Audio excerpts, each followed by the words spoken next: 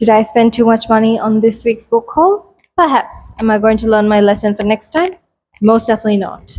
This is the book haul that I did not anticipate, and like everyone, I went in to buy one book and I came back with three books. Am I mad? Perhaps. Again, I probably have to starve or eat my books, but at least I have a fantastic book haul.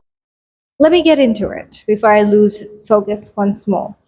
Now, the reason I went into this to buy some books this time, or just this one book, was because it's Black History Month, and before it ends, I wanted to make sure I get a book by a Black author. Now, I already read this one called When We Were Birds by Ayana Lloyd Banwood. Now, that's a Black author, but I wanted to, read a few more on Black authors because I don't have many. So I went in looking for certain books at a Goodreads. So they have these recommendations. So I wanted to get one of those books, but I couldn't find a single one because Sri Lanka doesn't have the import capacity right now, or they just don't buy certain books unless they're very, very popular. So instead, I wanted to buy a book that still was written by a Black author, and that is how I ended up with this one. And it's called How to Love a Jamaican by Alexia Arthurs.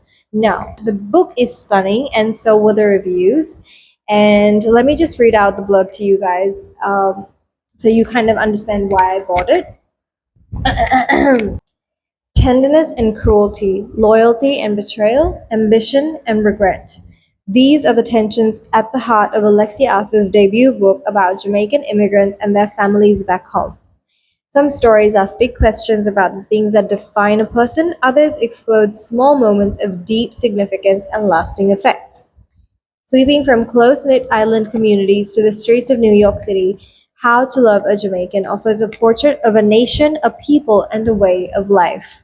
Tell me that doesn't sound enrapturing, because that is exactly why I bought this book, and I'm very excited to start reading it as soon as I finish the one I'm reading now, which is this one here. It's called A River Enchanted by Rebecca Ross.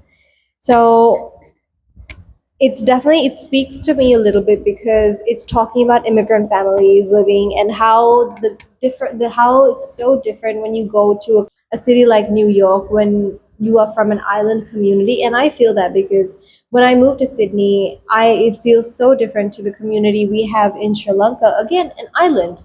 But because the people are so different, it's harder to fit in, and you lose a bit of your identity when you go into a country like that. So I want to see what it's like. So that is How to Love a Jamaican by Alexia Arthurs, and I can't wait to share it with you guys when I start reading. This one was not expecting to buy, mainly because I saw the book and I was like, no, I don't need it.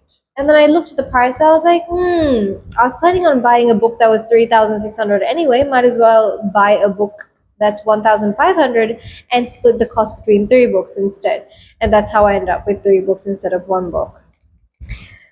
There's also a bit of sentimental value to this book because this is the book that we read when we were in high school. And I don't know what possessed our literature teacher to provide us this book as the literature textbook for kids that were 12, 13, 14, because this was an erotic book.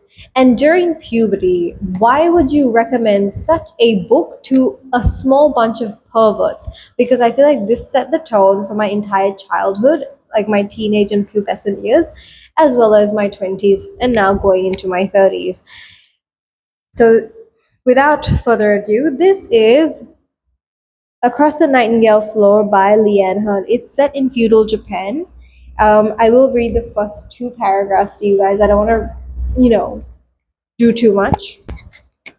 In his black-walled fortress at Inuyama, the warlord Ida Sadamu surveys his famous Nightingale Floor, constructed with exquisite skill. It sings at the tread of each human foot. No assassin can cross it unheard, which is where you get the name from, Across the Nightingale Floor. Raised in a remote mountain village, Takeo is one of the hidden, a reclusive and peaceful people who know nothing of war. But the tribe's tranquil existence is shattered by a brutal and bloody massacre. Takeo, rescued by the mysterious Lord Otori Shigeru, is the only survivor. Takeo's quest to revenge takes him to places he has never imagined. His voyage is one of treachery, of honor and loyalty, of beauty and magic. It is also a journey of self discovery as he learns of talents he did not know he had: preternatural hearing, invisibility, and the ability to be in two places at once. Ultimately, it is a journey that will lead to Takeo to his hidden destiny within the hidden walls of Inuyama. I actually went to Inuyama when I was doing my graduate tour, graduate trip in 2017.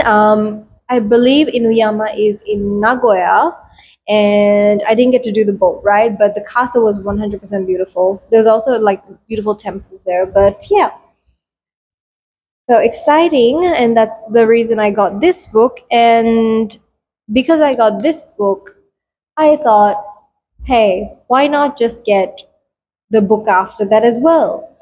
And that's how I ended up with Grass for His Pillow, also by Leanne Hearn, because this is a five book series. And here I am with the third book, again, that I did not need. But can't just buy one book from a series when you know you enjoyed it when you were small. It's just the sentimental value of it.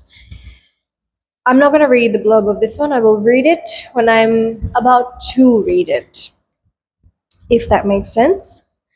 So, that is my book haul for this week. Got 3 books here: How to Love a Jamaican, Across the Nightingale Floor, and Grass for His Pillow. And if you guys stayed until the end of this video, I really appreciate it. Thank you so much for watching. And I hope you enjoy the rest of your week or month or day. It's been a very short February. I felt like January was going to go on for another 365 days, but luckily February only has 28. So until my next video, thank you guys, and I hope you have a good one.